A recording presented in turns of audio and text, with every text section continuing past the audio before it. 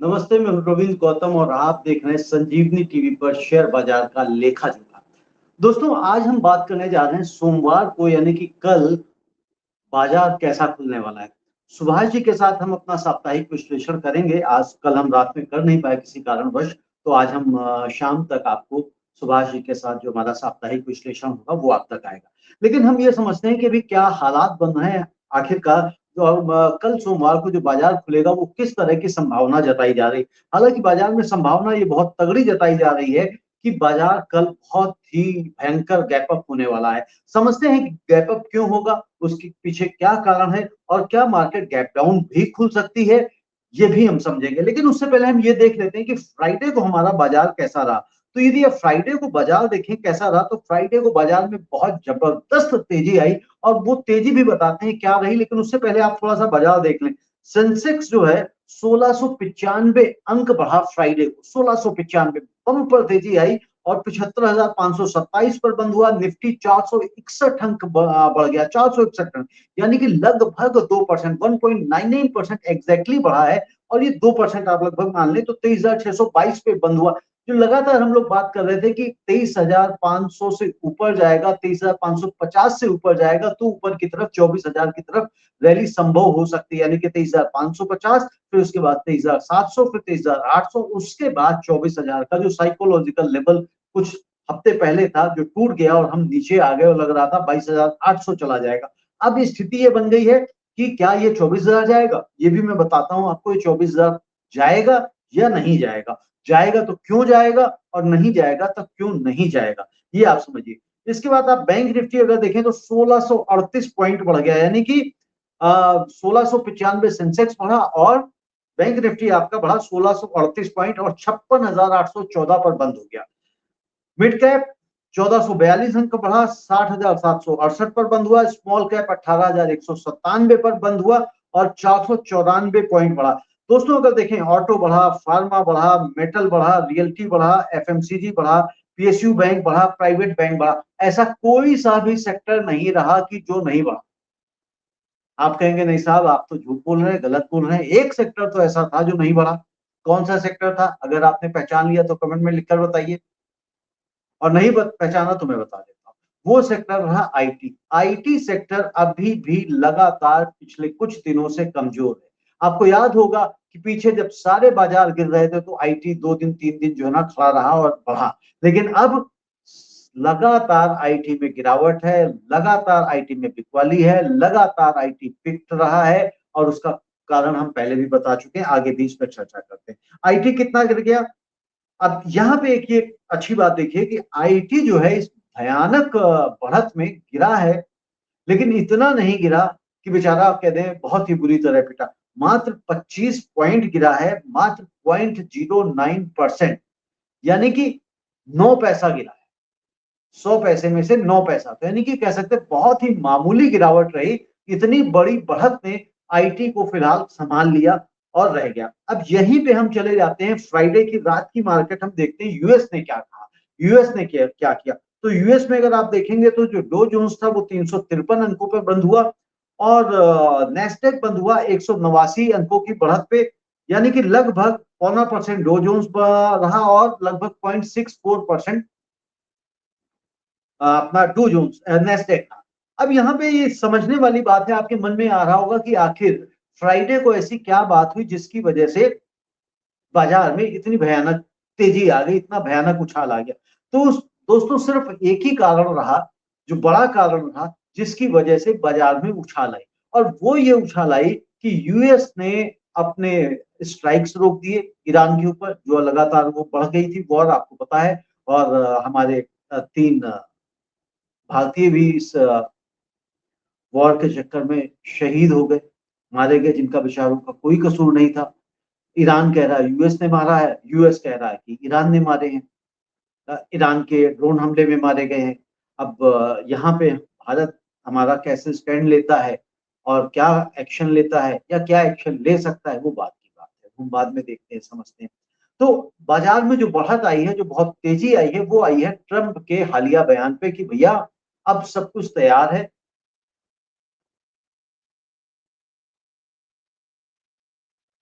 कभी भी किसी भी वक्त हमारी डील साइन हो सकती है, और जो कभी भी किसी वक्त की जो बात है वो कही गई है इस संडे को, यानी कि आज ये डील ईरान और यूएस के बीच में साइन हो सकती है। लेकिन यहाँ पे दोस्तों एक विरोधाभास है जो आपको समझना होगा, क्योंकि ट्रंप के ऊपर हम पूरी तरह से विश्वास नहीं कर सकते। हमसे मतलब है मैं नहीं कर सकता, मुझे नहीं विश्वास हो रहा। रीजन क्या है? ट्रंप लगातार पिछले कुछ हफ्तों से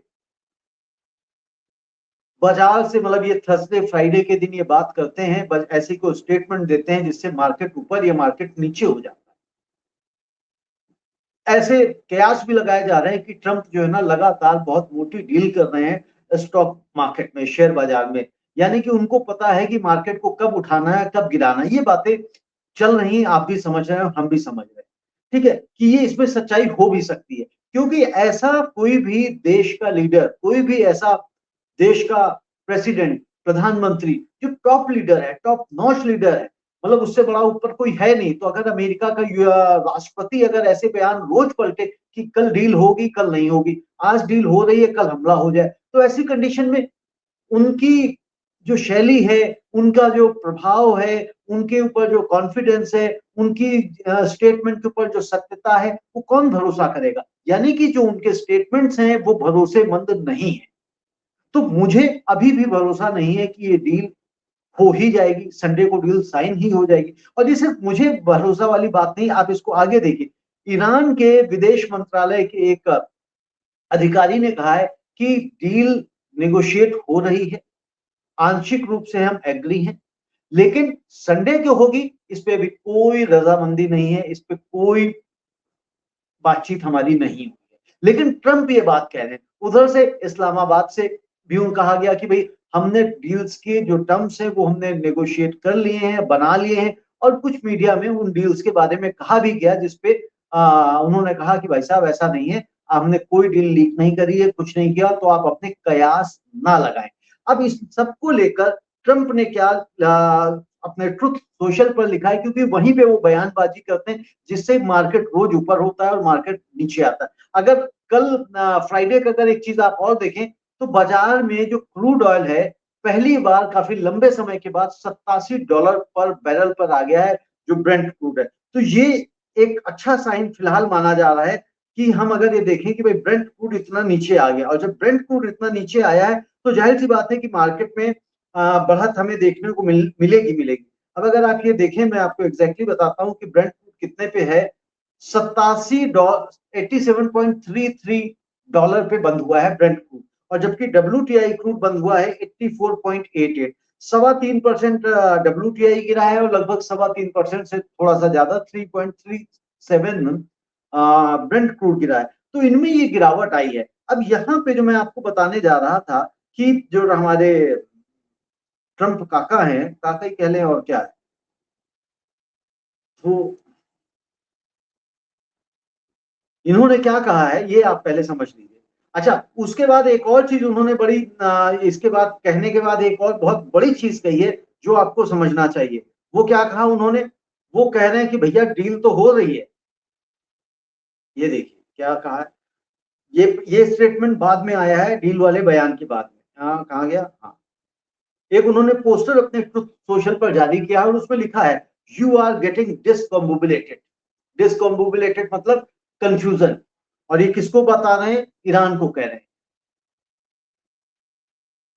अब इसमें क्या है, आप लोग ट्रुथ सोशल पे अगर नहीं ज्वाइन किया है, आपने ऐप नहीं डाउनलोड करी है, तो अगर आप ट्रंप को ट्रैक करना चाहते हैं, ट्रंप को फॉलो करना चाहते हैं, ट्रंप क्या कहते हैं, तो आप जरूर ट्रुथ सोशल पर जाएं और वहां पे उनके अकाउंट को फॉलो करें। तो उससे क्या होगा, आपको लगातार जानकारी मिलती रहेगी और बल्कि आप ज्यादा अपडेटेड रहेंगे, क्योंकि अभी जो शेयर मार्केट है वो जियो पॉलिटिकल रिस्क में फंसा हुआ है। तो इस समय हमको क्या है, ईरान को और यूएस को, इन दोनों को ट्रैक करना बहुत जरूरी है, और साथ के साथ इसराइल को भी ट्रैक करना जरूरी है।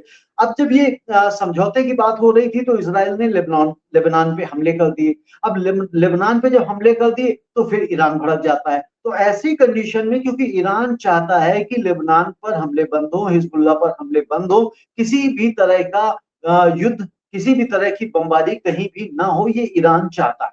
और ये सिर्फ ईरान ही नहीं चाहता, मैं समझता हूँ पूरा विश्व के हर देश चाहते हैं, क्योंकि ये जब तक मामला सटल नहीं हो जाता, सुधर नहीं जाता, सुलह नहीं हो जाती, पीस नहीं हो जाती, तब तक ओवरऑल जो मार्केट्स हैं पूरे विश्व के, ये परेशान है, डिस्टर्ब है। उसका सबसे बड़ा कारण है रूट्स, क्योंकि जो स्ट्रेट ऑफ हॉर्मुज है वो बंद हो जाता है। जैसे ही वो बंद होता है, जैसे ही वहां पे डिस्टरबेंस आती, वैसे ही जो एनर्जी कॉस्ट है, यानी कि क्रूड ऑयल, एलएनजी, एलपीजी, इन सब के दाम आसमान छूने लगते हैं। और जैसे ही दाम बढ़ते हैं, महंगाई बढ़ जाती, क्योंकि इनके दामों से क्या होता है कि हर चीज के ऊपर इंपैक्ट आता है। ऐसा नहीं है कि क्रूड ऑयल बढ़ने से सिर्फ हमारा पेट्रोल या डीजल या एलएनजी गैस या एलपीजी गैस ही महंगी होती। आप सोचिए, अगर पेट्रोल महंगा होता है या डीजल महंगा होता है, डीजल महंगा हुआ तो क्या होता है, डीजल किस में डलता है, आपके ट्रक्स में डलता है, बसेस में डलता है, कैब्स में डलता है। तो उससे क्या होता है, जो ट्रांसपोर्ट की जाने वाली चीजें हैं, सब्जियां हैं, अनाज हैं, ग्रोसरीज है और इंफ्रास्ट्रक्चर का सामान है, कुछ भी चीजें जो ट्रांसपोर्ट करी जाती है, यानी उससे ट्रांसपोर्टेशन कॉस्ट महंगी हो जाती। और ट्रांसपोर्टेशन कॉस्ट महंगी हो जाती तो उसे बियर किसने करना है, हमने और आपने, क्योंकि एंड यूजर को ही कॉस्ट बियर करनी पड़ती है, यानी कि चीजें महंगी हो जाती। अभी मैं देख रहा था एक बड़ा रिसेंट डेवलपमेंट दिखाई दिया, मिस कर गया था मैं, हालांकि मैं पहले भी ये देखा था कि ये चीजें बढ़ रही है। कहा गया था भी कंप्यूटर और मोबाइल के दाम बढ़ने वाले। अभी कंप्यूटर की जो हार्ड डिस्क है वो महंगी हो गई है, इतनी महंगी हो गई है, मतलब 50 से 60 70% बढ़ गई है पिछले 5 6 7 8 महीनों में।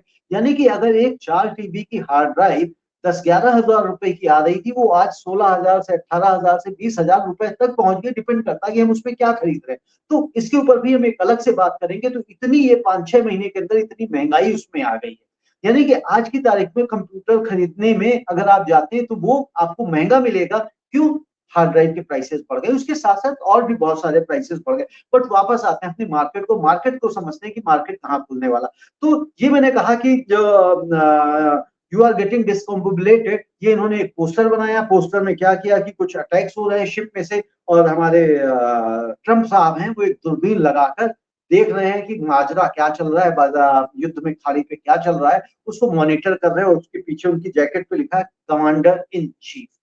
तो यानी कि ये बयान, ये पोस्ट उन्होंने डाली है उस पीस डील के साइन होने के, जो उन्होंने टर्म टाइम दिया हुआ है कि संडे को डील साइन हो सकती है, उसके बाद की ये पोस्ट। और जब ये पोस्ट आती है तो फिर मुझे शंका होती है, संशय होता है कि भैया ये डील साइन होगी भी या नहीं। अगर डील नहीं साइन होती है तो फिर मार्केट जो अभी इतना तेजी से ऊपर आया है, ये वापस नीचे आएगा। अब इन्होंने जो डील की बात कही है वो भी आप सुन लीजिए उन्होंने क्या कहा है, क्योंकि ये सब चीजें आपको जानना है, क्योंकि मार्केट को देखना हो। उससे पहले मैं ये इनका कमेंट पढ़ देता हूं आपको, शहबाज शरीफ का। तो इन्होंने लिखा था 11 तारीख को, 11 तारीख की सुबह 13 जून, यानी कि 13 जून यानी कि कल शनिवार को।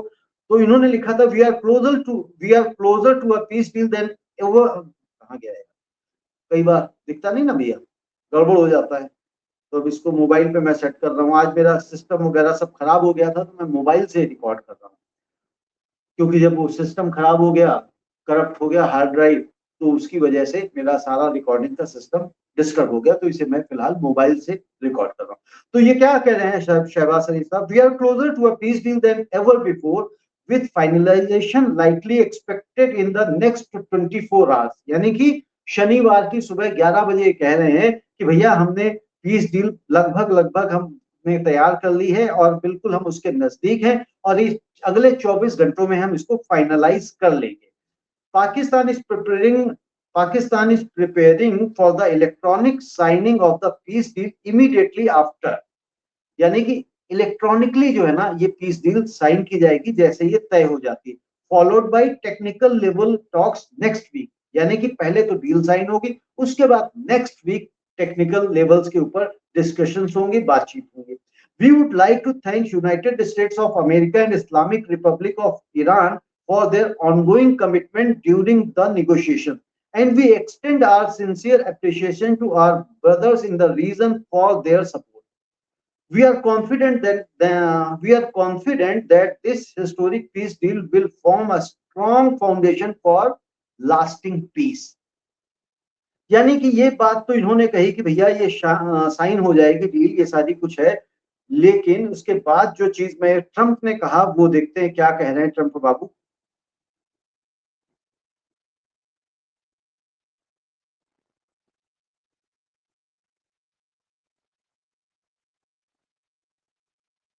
अच्छा, एक और बात जो ये अब्बास अरागची ने कही है कि the Islamabad memorandum of understanding has never been closer. अब ये देखिए, ये जो पाकिस्तान की बात है वो उन्होंने ये झुठला दी, अब्बास अरागची ने। The Islamabad memorandum of understanding has never been closing pending its finalisation. The media should refrain from entering speculation about its content. In line with our responsible and transparent approach, all details will be shared with the public in due course.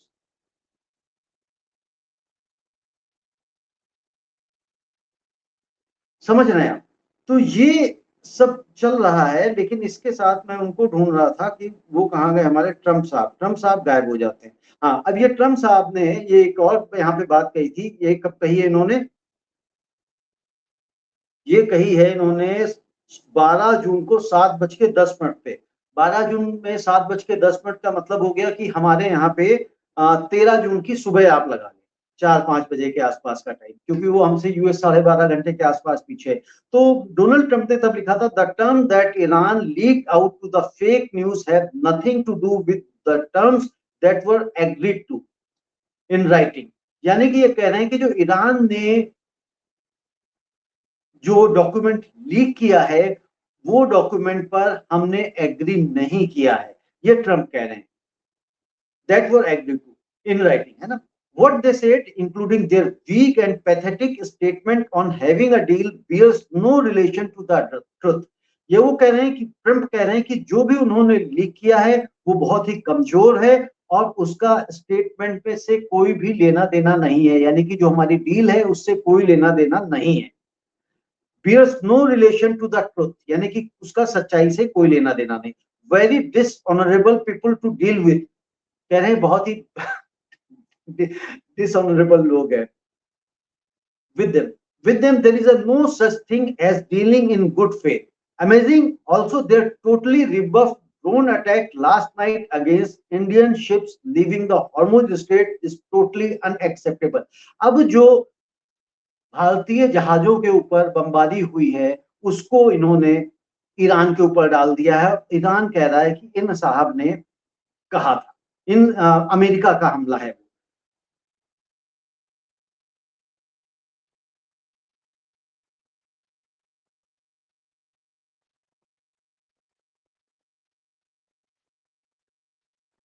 जी, ये मिल गया मेरे को इनका जो main जिसकी वजह से market ऊपर और नीचे हुआ, ये मिल गया मेरे को, है ना? अब ये देखिए क्या है, based on the fact that discussions with the Islamic Republic of Iran have been brought to the highest level of Iranian leadership and approved, I have, as President of the United States of America, cancelled the scheduled strikes and bombing against Iran this evening.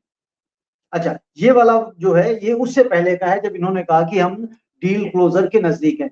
अर्थात यहाँ पे स्थिति ये बनी हुई है कि Trump साहब हर हफ्ते एक बयान दे रहे हैं जिससे ये लगता है मार्केट अब ऊपर चला जाएगा और एक बयान ऐसा देते हैं जिससे मार्केट नीचे आ जाएगा। तो एक ही हफ्ते के अंदर अब इनके दो बयान आ गए हैं, यानी कि एक बयान वो आया जिससे मार्केट फ्राइडे को जंप किया, मार्केट ऊपर चला गया और उसके बाद ये जो डिस्कम्बोबुलेटेड वाला बयान उनका आया है, जो स्टेटमेंट आई है, जो उन्होंने पोस्टर रिलीज किया है, वो मार्केट को हिट करेगा मंडे, सोमवार को। तो सोमवार को जो एशियन मार्केट्स खुलते हैं, अगर आज जैसा संडे को बताया जा रहा है कि संडे को डील साइन हो सकती है, जो मुझे लग रहा है कि डील संडे को साइन नहीं होने वाली है, ऐसा मेरा अंदेशा है, ऐसी मेरी एंटिसिपेशन है। और वो मेरी एंटिसिपेशन इसलिए है जो ट्रंप के पहले का कैरेक्टर देखते हुए। आप इस ट्रंप के कैरेक्टर को कैसे देखते हैं, ट्रंप के स्टेटमेंट्स को कैसे देखते हैं, उनके बयानों को कैसे देखते हैं, ये कमेंट में हमें अवश्य लिखकर बताएं।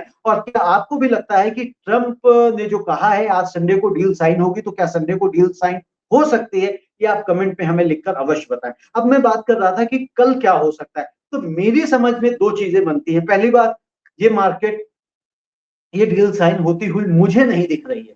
अभी सुबह के 7:30 बज रहे हैं, 7:40 है जब मैं ये वीडियो रिकॉर्ड कर रहा हूँ, और फिलहाल मुझको नहीं लगता है कि ये डील साइन होगी। और अगर ये डील साइन नहीं होती है तो सोमवार को बड़ा गैप डाउन आएगा, बड़ा गैप डाउन, यानी कि मार्केट फिर वापस जितनी चढ़ी है 450 पॉइंट अगर निफ्टी ऊपर गया है, 1600 पॉइंट सेंसेक्स ऊपर गया है, 1600 पॉइंट अगर बैंक निफ्टी ऊपर गया है, तो कल सोमवार को हम फिर से एक बड़ा गैप डाउन देखेंगे। और ये गैप डाउन 300-400 पॉइंट का हो सकता है अगर ये डील साइन नहीं होती, यानी कि 23,600 पे अगर हमारी निफ्टी बंद हुई है तो वो कल हम ये देख सकते हैं कहीं 23,300 पे गैप ना खुले निफ्टी। एक ये सिनारियो है, ये सिनारियो तभी बनेगा जब ये डील साइन नहीं होगी। तो ये डील नहीं साइन होगी तो मार्केट पैनिक करेगा, और मार्केट पैनिक करेगा तो क्रूड ऑयल जंप करेगा, क्रूड ऑयल जंप करेगा तो मार्केट पे इंपैक्ट आएगा। नंबर 1।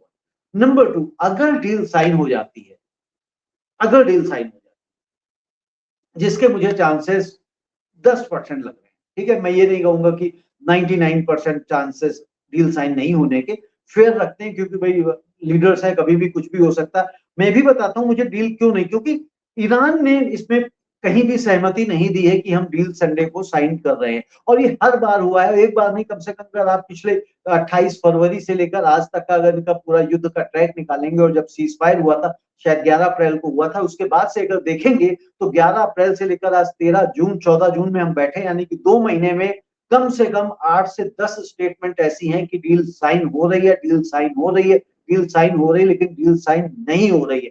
क्योंकि जैसे ये ट्रंप कहते हैं डील साइन हो रही है, लेकिन ईरान ने कभी भी नहीं कहा है कि ये डील साइन हो रही है, डील कल साइन होगी। तो मैं ईरान की बातों को तवज्जो दे रहा हूं, ईरान की बातों को मैं मान रहा हूं, और अगर मैं ईरान की बात को मानूं, पिछले हिसाब से अगर देखूं, तो ये जो मैंने 90 वर्सेस 10 का दिया है रेशियो, तो ये 50-50 भी क्या 60-40 की बात कर लेनी चाहिए मुझे, कि 60% चांसेस हैं ईरान के बयान को देखते हुए कि डील साइन नहीं होगी, और 40% चांसेस हैं कि डील साइन हो जाए। आई थिंक ये रेशियो रखते हैं तो ज्यादा अच्छा रहेगा। और जो मेरी अपनी समझ है वो ये कहती कि भैया डील तो साइन ही नहीं होगी, ठीक है, ये कई सारे सिनारियोस बन गए।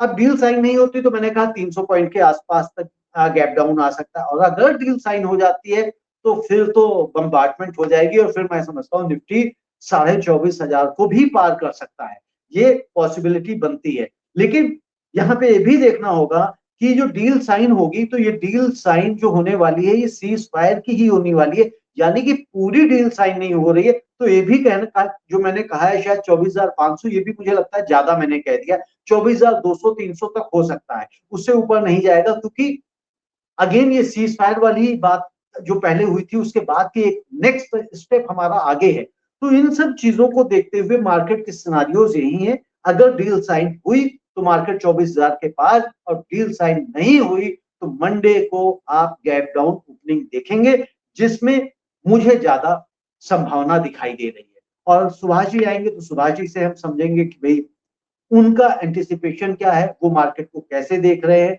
और उसे क्या स्थिति बनेगी।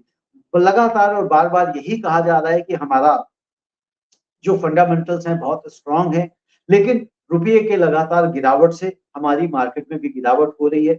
और इसके ऊपर मैं कभी वीडियो बनाऊंगा जल्दी ही, बल्कि वेडनेसडे तक मैं पूरी संभावना है कि इस पे पूरी स्टडी करके आपको मैं एक वीडियो बना के दूं कि भाई दुनिया के सारे मार्केट्स बढ़ रहे हैं और सिर्फ हमारा देश, हमारे देश का मार्केट, इंडियन शेयर मार्केट क्यों गिर रहा है। तो इसके ऊपर एक पूरा एक डिटेल वीडियो मैं आपसे शेयर करूंगा। FII क्यों बेच रहे हैं, ये मैंने एक वीडियो बनाया हुआ है ऑलरेडी।